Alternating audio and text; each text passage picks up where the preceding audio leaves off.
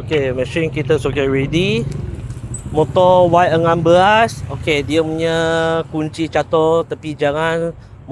Kereta motor pijat, rosak. So, kita sudah cabut dia punya STU. So, sekarang kita program. Okay, motor Y16 V1 motion. Okay, kita ambil password.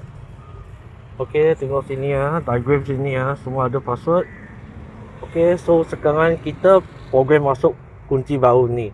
Kunci baru ni, okay, kita kasih pin code sekali. Nampak tak? Ada pin code punya. Ni merah punya pin code. Kita kasih sekali. Ini customer di STU. Sekarang kita loading. Nanti ada lampu merah, kita tekan satu kali. Lepas tu masuk program ni STU.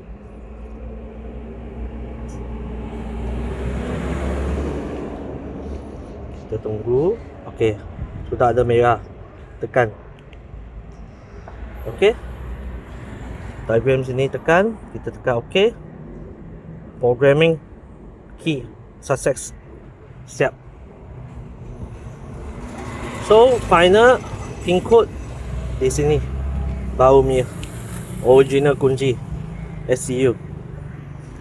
Motor Y16 V1 motion. Okey, kunci sudah hilang, sudah rosak. So customer panggil kita datang outdoor service, datang sini tempat. Okey, buat kunci. Sekarang kita pasang balik ni STU kotak, masuk dalam sini balik dulu. Okey, ada function, tekan button, masuk, pusing. Okey, sudah on meter. So, sekarang bawa motor kasih customer balik.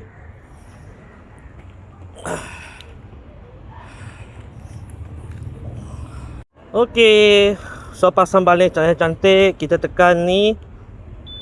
Okey, ada function. Kita cuba on.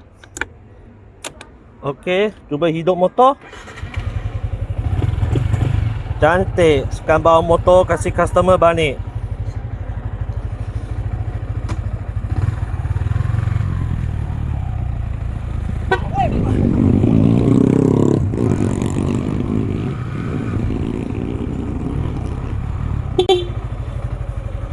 Abang, motor siap.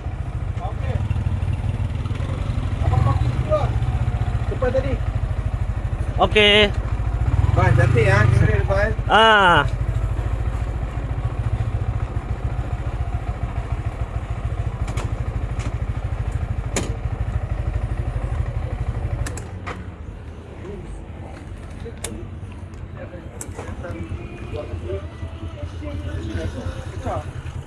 Ni pin code baru.